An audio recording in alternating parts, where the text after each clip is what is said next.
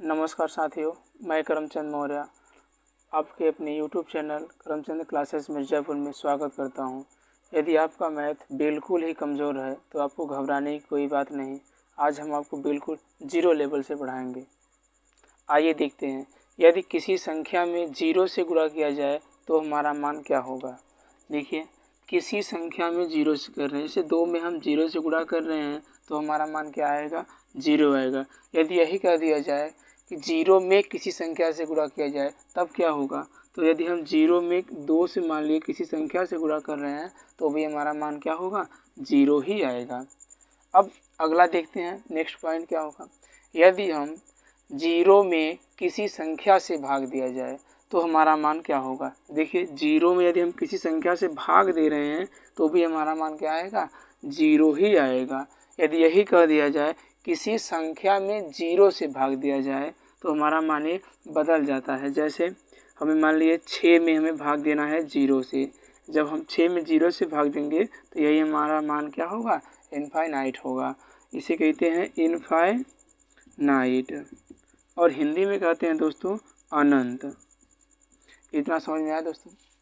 अब आगे देखते हैं, यदि कह दे किसी संख्या की घात में 0 हो, किसी संख्या की घात में 0 हो तो उसका मान क्या होगा। देखिए, यदि हमें मान लिए कह दिया किसी संख्या की घात में 0 है, जैसे हम मान लिए 2 की घात में क्या है, 0 है, 2 की घात में 0 है, 2 की घात के 0 का मान क्या होगा, 1 होगा।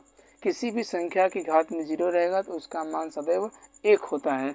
जैसे यही मान लो कह दिया रहे 1000 की घात में 0 है, तो यदि 1000 की घात में 0 है तो उसका मान क्या होगा, 1 होगा। आगे देखते हैं, यदि किसी संख्या में स्वयं उसी संख्या का भाग दिया जाए तो उसका मान 1 होता है। जैसे मान लीजिए हमें 2 में 2 से भाग देना है, 2 में 2 से भाग देना है तो उसका मान क्या होगा, 1 ही आएगा। यदि यही कह दें कि 16 में 16 से भाग देना है तो फिर भी यही मान क्या होगा, 1 ही आएगा। आइए आगे देखते हैं, जोड़ और घटाना के लिए।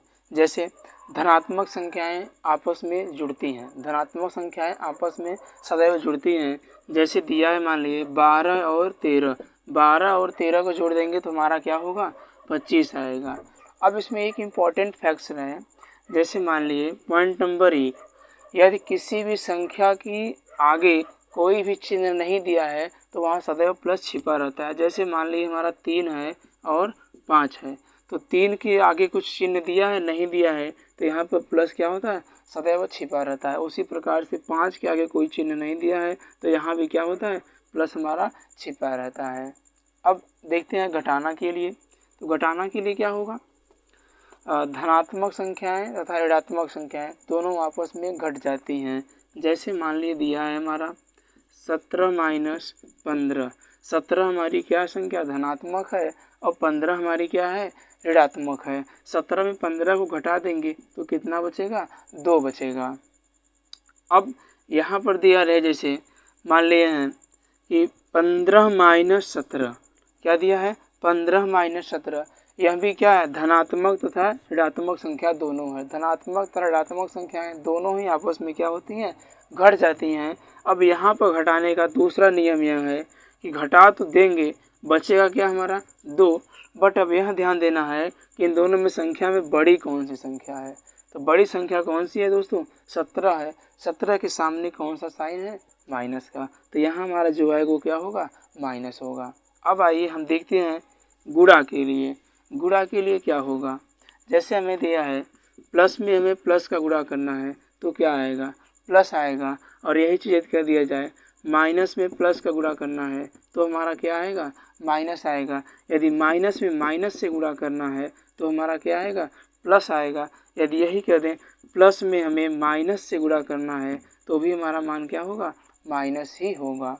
अब इसके लिए हमें आपको कुछ इम्पॉर्टेंट टॉपिक है, हम उसे बताने जा रहे हैं।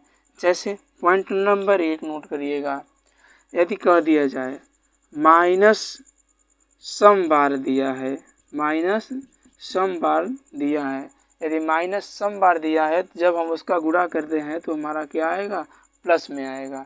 यदि कह दिया जाए माइनस विषम बार दिया है, माइनस विषम बार दिया है तो जब हम गुणा करते हैं आपस में तो हमारा क्या आएगा, माइनस ही आएगा। माइनस की घात में या माइनस की घात में सम संख्या है, माइनस की घात में सम संख्या है तो उसका क्या होता है, मान प्लस हो जाता है। उसका मान क्या होता है, प्लस होता है। यदि यही कर दिया जाए माइनस की घात में विषम संख्या है तो क्या होगा, तो माइनस की घात में यदि विषम संख्या है तो माइनस क्या होता है, माइनस ही होता है। जैसे कर दिया जाए -3 इंटू -3 तो क्या होगा, माइनस 2 बार है, 1 और 1 2 तो क्या होगा, प्लस हो जाएगा और 3 त्रिका 9 हो जाएगा। यदि अंश व हर का चिन्ह समान है तब क्या होगा, जैसे मान लिया हमें दिया है प्लस ऊपर भी दिया है और प्लस नीचे भी दिया है, जब इसको हम करेंगे तो हमारा क्या आता है, मान प्लस ही आएगा। यदि यही कर दिया जाए माइनस और माइनस है तो फिर भी हमारा मान क्या आएगा, माइनस नहीं आएगा, प्लस ही आएगा।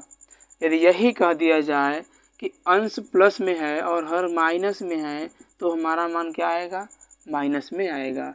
यदि फिर कह दिया जाए अंश माइनस में है और हर हमारा प्लस में है तो हमारा मान क्या होगा, माइनस में आएगा, न कि प्लस में होगा। यदि दोनों अंश और हर हमारा प्लस प्लस है तो उसका भागफल जो होगा वो प्लस आएगा। यदि कह दिया जाए अंश और हर माइनस माइनस है तो हमारा जो भागफल आएगा वो क्या होगा, प्लस होगा। यदि हमारा कह दिया जाए अंश प्लस में है और हर माइनस में है तो हमारा जो भागफल होगा वो क्या होगा, माइनस होगा। और यदि अंश माइनस में हो और हर प्लस में हो तो जो उसका मान आएगा भागफल वो हमारा क्या होगा, माइनस होगा।